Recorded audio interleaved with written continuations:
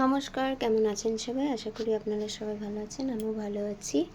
আজকে রেসিপি আপনাদের সাথে শেয়ার করব। দেশি মুরগি মিস্টার দত্ত এনেছে, তো এখানে রয়েছে 1 কিলো মতন।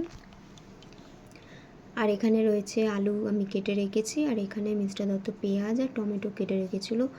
আমি তখন দেখিনি যে পেঁয়াজ কতটা কেটেছে, কিন্তু দেওয়ার সময় দেখি অনেকটা পেঁয়াজ রয়েছে, তো দিয়ে দিয়েছি। তো কিছু হবে না। প্রথমে মাংসটাকে আমি ধুয়ে নিলাম,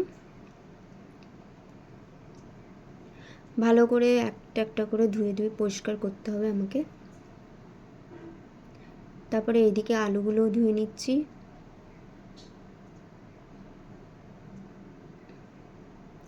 আর এখানে কড়াটা গরম হয়ে গেছে, তারপর দিয়ে দিলাম তেল।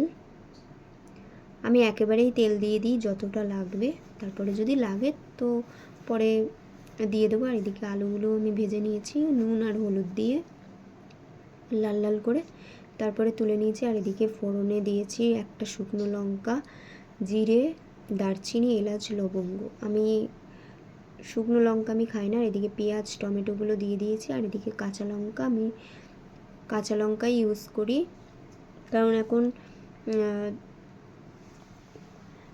বেশি মশলা খেতে আমাকে বারণ করেছে ডক্টর, কারণ প্রেগনেন্সির সময় তো মশলা খাওয়া অতটা ঠিক না, তাই জন্য কম মশলা দিয়ে আমি রান্না করেছি। আর এদিকে মশলা আদা রসুন পেস্ট করে আমি দিয়ে দিয়েছি। আর এদিকে মাংসগুলোকে নুন হলুদ দিয়ে আমি ম্যারিনেট করে রেখে দিয়েছি।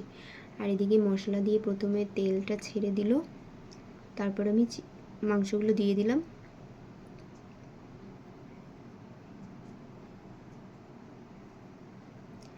আমি থালা ঢাকা দিয়ে আমি সিদ্ধ করে নেবো, কারণ আমি কোনো কিছু প্রেশার কুকারে দেবো না। আর এদিকে ঝোল জল দিয়ে দিয়েছি, আলুগুলো দিয়ে দিয়েছি। আর এখানে ছিল সানরাইসের গুঁড়ো গরম মশলা, এটা একটু লাস্টে দিয়ে দিলাম। তো আমার আজকে দেশি মুরগির লাল লাল ঝোল কমপ্লিট।